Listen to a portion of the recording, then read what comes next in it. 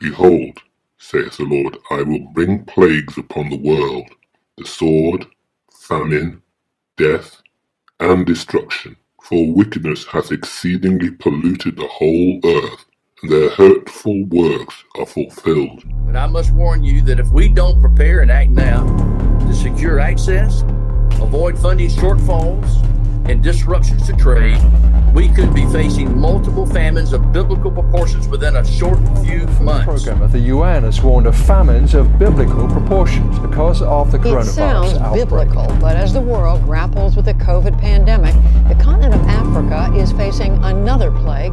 The food supply chain is breaking. That's the warning in a full-page ad from Tyson Foods. The coronavirus pandemic could lead to famines in dozens of countries, pushing tens of millions more people around the world to the brink of starvation. A UN report has highlighted the vast number of people around the world who are now acutely food insecure.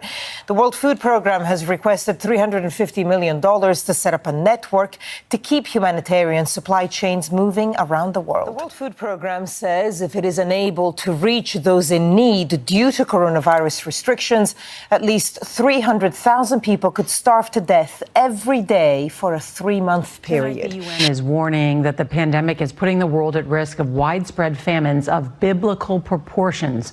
There are growing concerns about food supplies in this country, especially in America's meat industry. An explosion of coronavirus cases is forcing some meat packing plants to shut down. We've got more now from CBS's Janet Shamlian.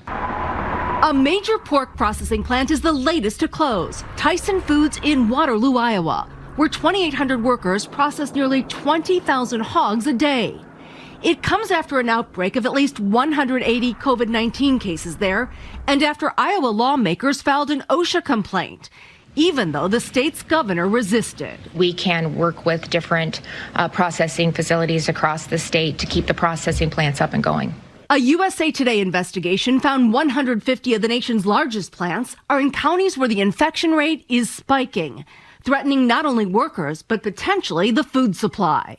Any plant or factory across the country could become the #1 hotspot next week if they do not take this issue seriously. Processing plants can be a breeding ground for the virus because many workers spend their days side by side. This man, who recovered from COVID-19 and asked we not use his name, works at Smithfield Foods in South Dakota. We are very close.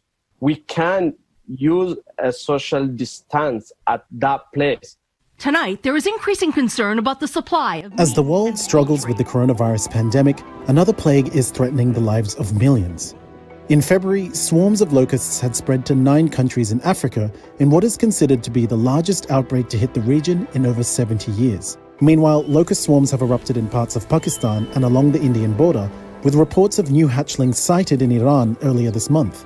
East Africa, which remains the worst-hit region, is facing a second wave of locusts that the UN Food and Agriculture Organization, or the FAO, estimates could be up to 20 times larger than current numbers. But what caused this plague of biblical proportions? These extraordinary scenes show young men looting a truck carrying bags of food in Nigeria's capital, Abuja. There's very little social distancing, and they are concerned only about getting their hands on the food. These are signs of the desperation and hunger that people feel here as the country battles the pandemic. People are hungry. Yes. If my job is permits me to go out, Allah, I will go out. Even though I see army for road, I don't care. See, I don't care. The army will kill me. I prefer to die by coronavirus than to die by... It sounds biblical, but as the world grapples with the COVID pandemic, the continent of Africa is facing another plague, locusts. As Nick Schifrin reports, the small insects pose a serious threat to food security throughout the region. In East Africa, the air carries 2 plagues. Locusts, swarms with as many as 50 billion insects. As COVID-19 threatens the people, locusts threaten people's livestock and food. They are being a menace, eating our grass and even getting into our homes. When we slaughter our livestock, we find locust faces in their stomachs. Without a doubt, they are affecting our health, our animals' health, and the environment. In February, 8 East African countries experienced an initial swarm, the largest for parts of the region in 70 years. And now a new wave is 20 times larger than the first wave. There are swarms that it's not uncommon to be, let's say, the size of Manhattan in New York City. So they can be very big. In one day, that swarm can eat the same amount of food as everybody in New York and California combined.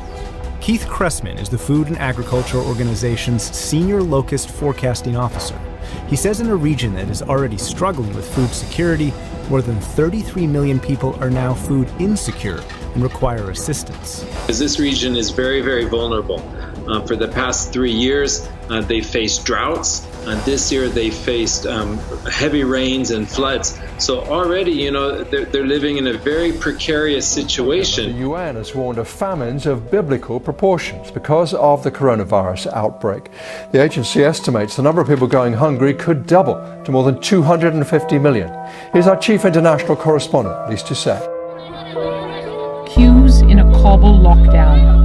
Not for medicine to fight the deadly virus, for sacks of wheat to fight hunger. The poorest now deprived of daily wages to survive. No one would help you if you stay home, this woman says. I cried for the last 2 to 3 days. Whoever talks to me, it makes me cry. I don't know what to say. Millions more people around the world now need food aid fast. The WFP is warning of a global hunger pandemic. This airdrop is for the starving in South Sudan.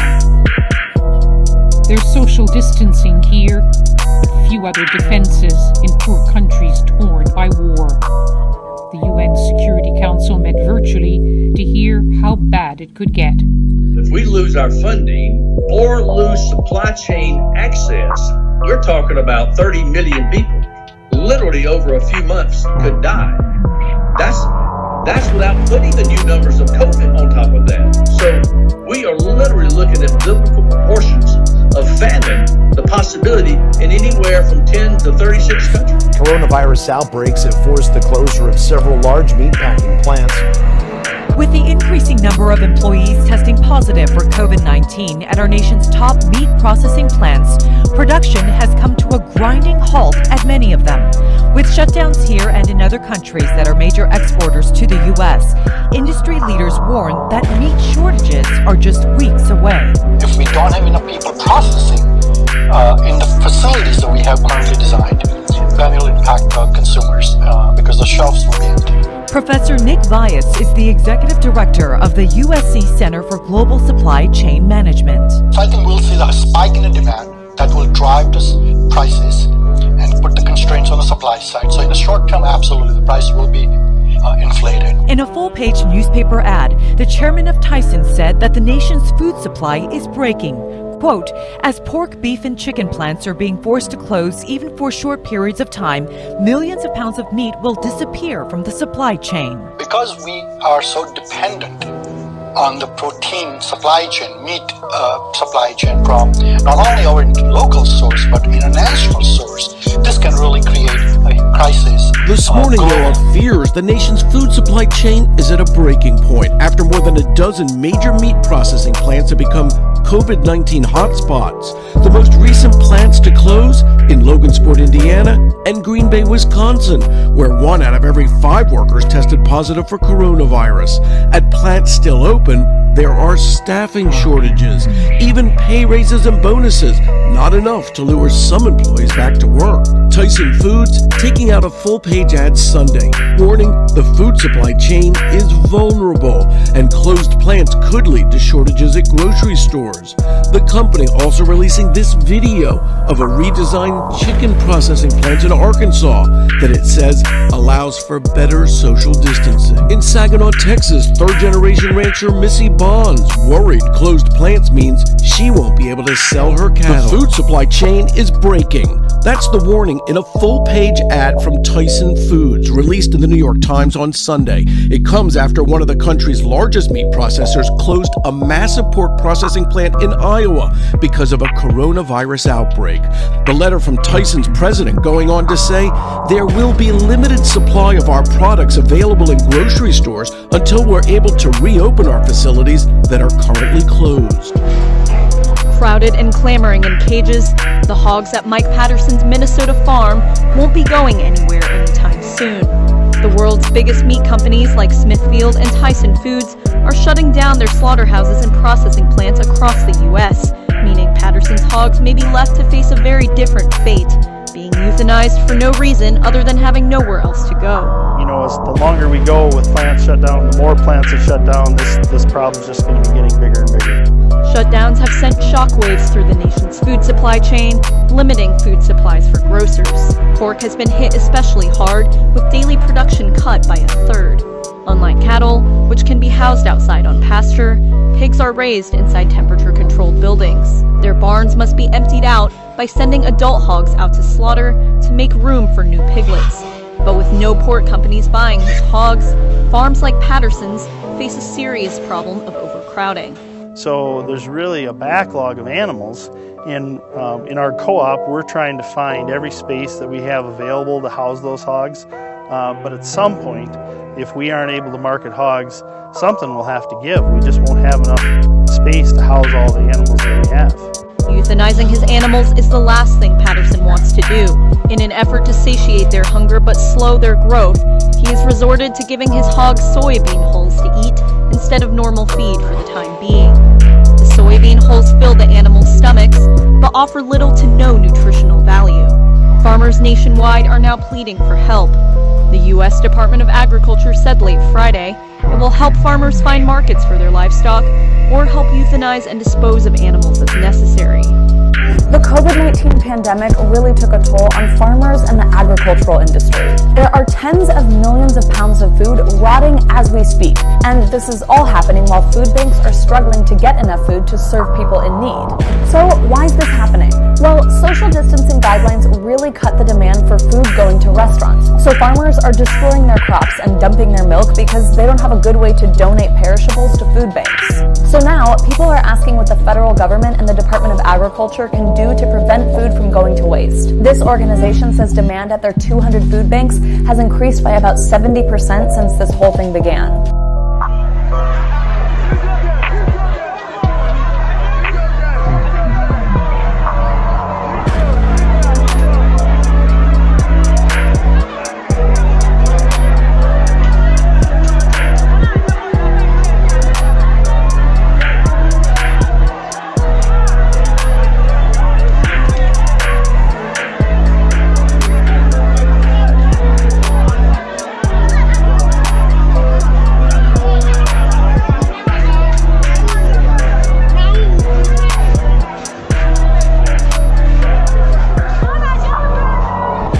Many of them that dwell upon earth shall perish of famine, and the other that escape the hunger shall the sword destroy.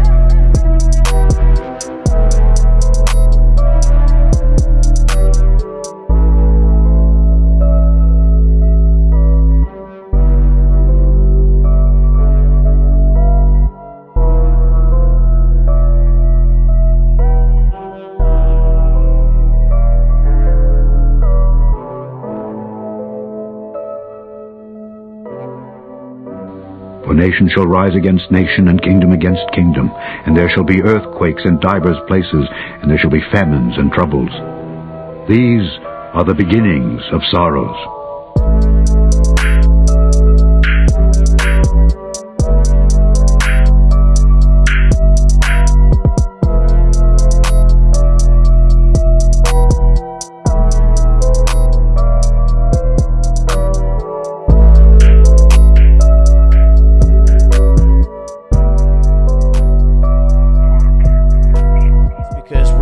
Decimation of food and crops around the globe. It's not just in the United States, as we have talked about and seen with the flooding, the Missouri and the Mississippi, all the farmland, the cattle getting wiped out, the wheat, the corn, the soy. Only 30% of our corn this year has been planted in the United States. And now we see that from Australia to North Korea to Argentina, over 1.5 million acres wiped out of farmland or crops that are either damaged or destroyed because of this crazy weather. Now, Australia is coming off of a 116-year drought. For the first time in over a decade, they've brought in wheat because of that drought. And the flood and the hail have damaged crops in Italy, decimating the watermelon and all the fruit that they were growing there. The planting in France has been slowed down by extreme cold temperatures. Severe drought is devastating the Yucatan in Mexico. Lowest rainfall in 100 years leaves millions at risk of starvation. Where? North Korea. The 1.5 million acres of crops destroyed in Argentina that I just mentioned, it just continues around the globe. I look at India recently. They had a cyclone pop up out of nowhere and roll right up into the country and thrash them, the likes of which they'd never seen before. How it came in there and it dumped the rain the way that it did, the wind, the thrashing of it, the violent nature of the storm is what caught many's attention. These things happening left and right, but it's not just the United States, it's global, so you can expect to see a rise in food price, and the best thing that I can say is to start growing your own. The Lord knoweth the days of the upright, and their inheritance shall be forever. They shall not be ashamed in the evil time, and in the days of famine they shall be satisfied. People get ready to die. People get ready to starve. People get ready to be more sick than right now. You think cancer's bad right now? Just wait. You think coronavirus is bad right now? Just wait, man. It's gonna get bad out here, but guess what? The men of the Lord are gonna be good, man. But the wicked shall perish, and the enemies of the Lord shall be as the fat of lambs. They shall consume, and to smoke shall they consume away.